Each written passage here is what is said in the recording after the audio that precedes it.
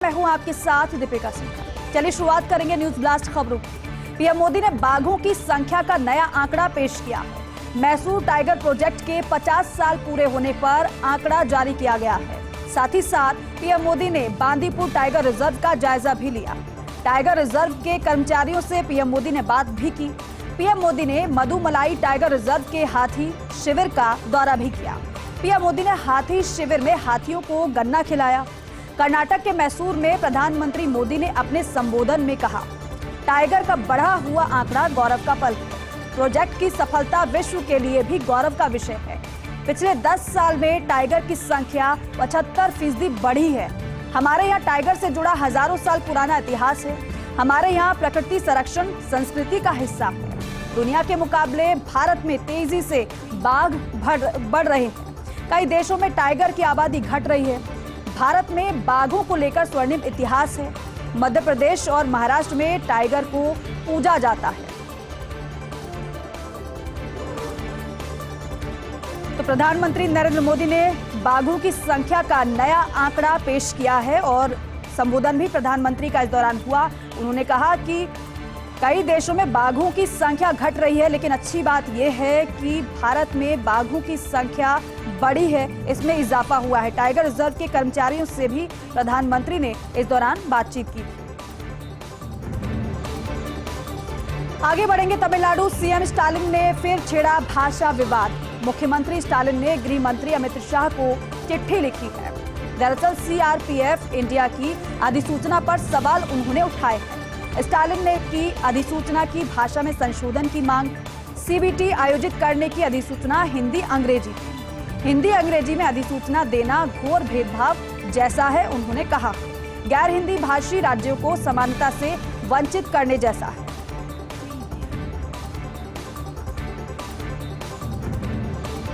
हिंदुस्तान से उठती है दुनिया भर में बाघों की दहाड़। प्रधानमंत्री नरेंद्र मोदी ने जारी किया बाघ गणना के ताजा आंकड़े। देश में 4 वर्ष में बाघों की संख्या में जोरदार वृद्धि हुई है। वर्ष 2018 में थे देश में 2967 बाघ, जो 2022 में बढ़कर हो गए 3167। राजस्थान में वर्ष 2018 में 91 थी बाघों की संख्या। वर्ष 2022 में 24 की वृद्धि के साथ 115 के स्तर पर राजस्थान में बाघों की संख्या पहुंची है। बाघों की आबादी के मामले में मध्य प्रदेश अव्वल है, तो वहीं कर्नाटक दूसरे पायदान पर है। दुनिया में बाघों की आबादी का 75% से अधिक भारत में है। सुखजिंदर सिंह रंधावा की पायलट को सलाह। प्रेस कॉन्फ्रेंस से पहले मुझसे करनी चाहिए थी बात, उन्होंने कहा है। हालांकि भ्रष्टाचार पर है पार्टी की जीरो टॉलरेंस, लेकिन जो मुद्दे उठाए उन पर सीएम से बात करेंगे, सुखजिंदर सिंह रंधावा ने कहा है। और यह भी कहा है कि जल्द ही सुलझा लिए जाएंगे सभी मामले। पायलट ने नहीं की कोई पार्टी विरोधी बात, क्योंकि आज पायलट की तरफ से प्रेस कॉन्फ्रेंस की गई थी। उस पर उन्होंने कहा है कि प्रेस कॉन्फ्रेंस के दौरान पायलट ने कोई भी पार्टी विरोधी बात नहीं की है। भ्रष्टाचार पर कोई समझौता नहीं है। अनशन पर जाने से पहले पायलट से बात करूंगा और उन्हें मनाने का पूरा प्रयास करूंगा। सुखजिंदर सिंह रंधावा की तरफ से ये बात कही गई है। दरअसल आज सचिन पायलट की तरफ से प्रेस कॉन्फ्रेंस की गई थी। उनके द्वारा ये कहा गया है कि वो अनशन करे, वो धरना देंगे। और ऐसे में सुखजिंदर सिंह रंधावा ने पायलट को सलाह दी है और ये कहा है कि प्रेस कॉन्फ्रेंस से पहले एक बार मुझसे बात कर लेनी चाहिए थी। हालांकि भ्रष्टाचार को लेकर उन्होंने कहा कि जीरो टॉलरेंस की नीति है पार्टी की भ्रष्टाचार पर, लेकिन जो मुद्दे उठाए उन पर सीएम से बात करूंगा और जल्द ही सुलझा लिए जाएंगे सभी मामले। पायलट ने नहीं की कोई पार्टी विरोधी बात। भ्रष्टाचार पर कोई समझौता नहीं है। अनशन पर जाने से पहले पायलट से बात करूंगा और उन्हें मनाने का पूरा प्रयास करूंगा।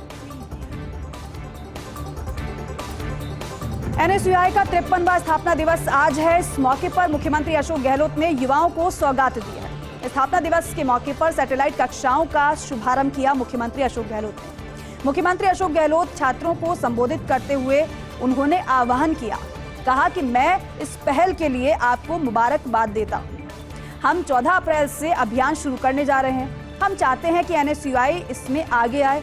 आज एनएसयूआई का जो वर्तमान स्वरूप है उसको देखकर गर्व होता है। मुख्यमंत्री अशोक गहलोत ने की एनएसयूआई प्रदेशाध्यक्ष अभिषेक चौधरी की तारीफ इस दौरान और कहा कि अभिषेक की मेहनत से आज एनएसयूआई मजबूत हुई है। शांति और अहिंसा का हमने विभाग खोला है।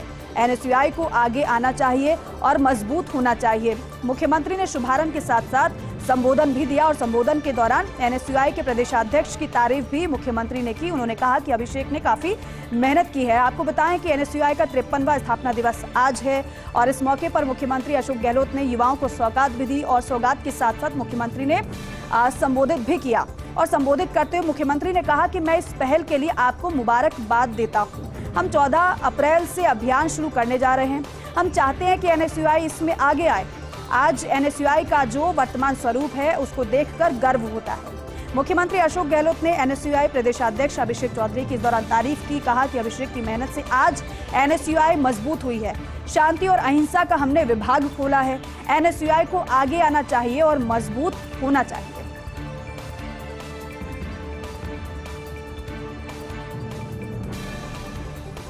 तो देखिए, एनएसयूआई का 53वां स्थापना दिवस है और इस दौरान मुख्यमंत्री ने युवाओं को सौगात भी दी।